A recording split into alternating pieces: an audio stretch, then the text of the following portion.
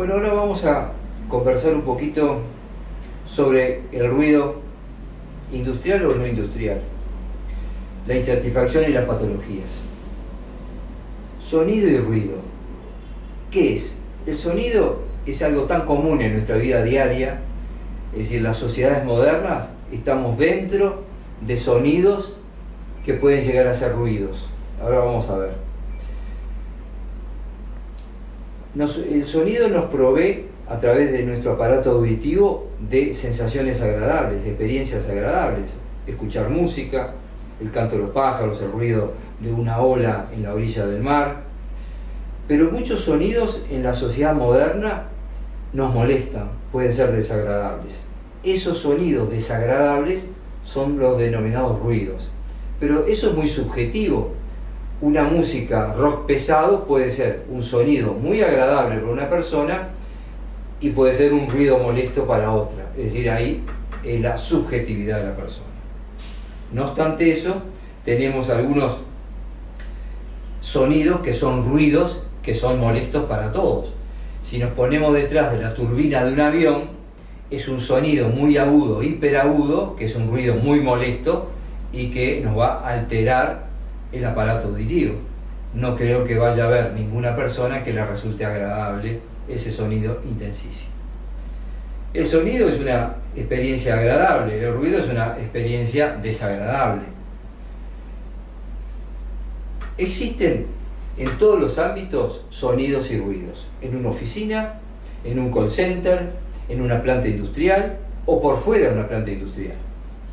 Y hay dos características que priman para identificar y caracterizar a los ruidos: es la intensidad sonora y la frecuencia. La intensidad, que se mide en una unidad que se llama los decibelios, es la que mide cuán fuerte es ese sonido. Yo en la actualidad, en este momento, estoy incrementando la intensidad sonora de mi habla.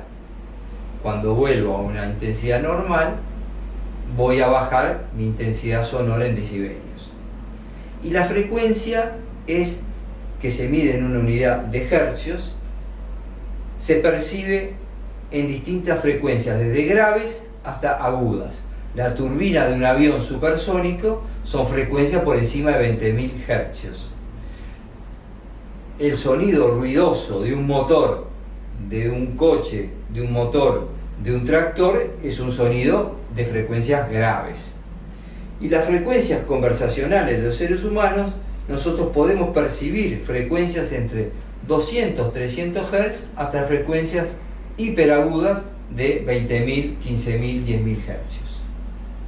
Entonces, la intensidad es una medida de la fuerza de la vibración y de la alteración que produce en el aire esa onda sonora, que se va trasladando desde la fuente de origen que produjo ese sonido ruidoso hasta el oído. Penetra en lo que se llama el conducto auditivo externo, hace vibrar esa onda sonora, el tímpano, y de ahí se conduce a través de los huesecillos al nervio auditivo y al encéfalo. Existen multiplicidad de lugares donde hay sonidos molestos, es decir, donde hay ruidos molestos.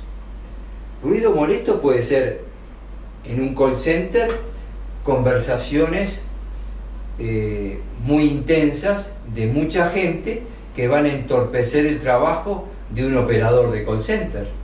Entonces lo que tenemos que intentar hacer es minimizar ese sonido molesto, ese ruido, en una intensidad que sea más baja y disminuyendo la propagación desde donde se genera ese ruido. Pero también es a nivel de una planta industrial. Si tenemos un compresor cerca de un puesto de trabajo y ese compresor está provocando un ruido intenso y un ruido de una frecuencia baja, pero que es molesto, ya sea por su intensidad y ya sea por su frecuencia, en un puesto de trabajo de un trabajador que está cercano 5, 8 metros o 10 metros. Entonces lo que tenemos que hacer es, vamos a actuar sobre esa fuente sonora a tratar de minimizar que se genere ese ruido tan intenso y con esa frecuencia molesta. y vamos a actuar sobre el medio de propagación, es decir, que esa onda sonora que se generó en esa máquina no se propague y llegue a ese trabajador. Y una vez que llega al trabajador, tomar las medidas preventivas de uso de equipo de protección personal que sean adecuados para la intensidad y para la frecuencia. Lo que es importante, y esto es lo que tenemos que estar convencidos y estar en conocimiento y transmitirlo al trabajador, es que cuando se produce un daño auditivo por el ruido industrial, va a haber un daño en la alteración de la cóclea, que digamos que es una parte orgánica interna del aparato auditivo. Una vez que se haya dañado eso y el nervio auditivo y las células auditivas, no hay reposición, no se corrige, es decir, eso es para siempre, salvo que haya un trasplante, pero eso es para siempre, con lo cual no tenemos otro mecanismo que establecer medidas preventivas desde el punto de vista tecnológico en la máquina generadora del ruido, medidas tecnológicas desde el punto de vista del medio para minimizar la transmisión de ese ruido, y medidas tecnológicas sobre la persona, sobre el trabajador, para evitar que le ingrese esa onda sonora a su aparato auditivo.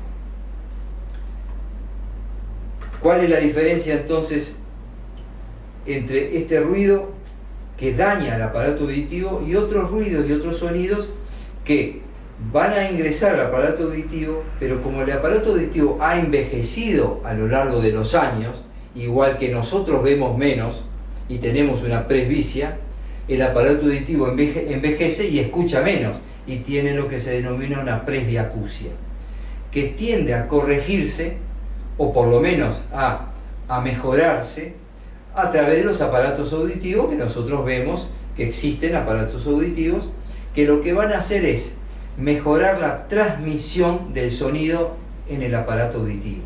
Ese aparato mejora la transmisión desde la membrana del tímpano hacia adentro. Es decir que vamos a mejorar el escuchar sonidos.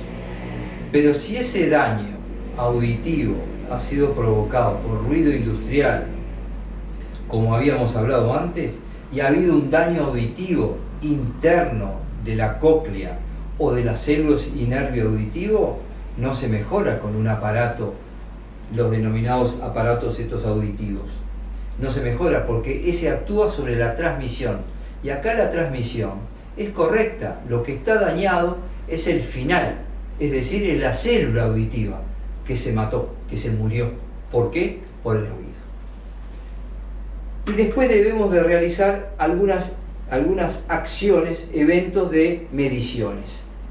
Las mediciones ambientales para determinar cuán intenso es el ruido en la planta industrial, en el call center, en la oficina, etcétera, etcétera, a través de unos equipos que se denominan sonómetros u otros similares que son los dosímetros, que van a dosificar, van a medir la dosis captada por ese trabajador en su jornada de trabajo o en un horario determinado. Y otros estudios son los estudios desde el punto de vista médico del aparato auditivo a través de lo que se llaman las audiometrías laborales, que están establecidas en la normativa nuestra, que emitiendo soniditos a determinadas frecuencias y con determinadas intensidades en un oído y en otro, nos van a establecer cuánto escuchamos, en cuál es la intensidad sonora que requiere el oído derecho o el oído izquierdo para escuchar un sonido determinado. Lo importante en esta audiometría tonal laboral es que el diagnóstico precoz que nos hace es cuando hay un daño auditivo en el escucha en las frecuencias más agudas, en las frecuencias que son las frecuencias por encima de los 3.000, 4.000, 5.000 hercios. Ahí es el daño auditivo, ahí es el daño precoz, ahí es donde tenemos que darnos cuenta que si seguimos en esas mismas condiciones ambientales, ese oído va a ser dañado en forma irreversible. Con esto dimos un pantallazo sobre el ruido industrial y el ruido en oficinas. Gracias.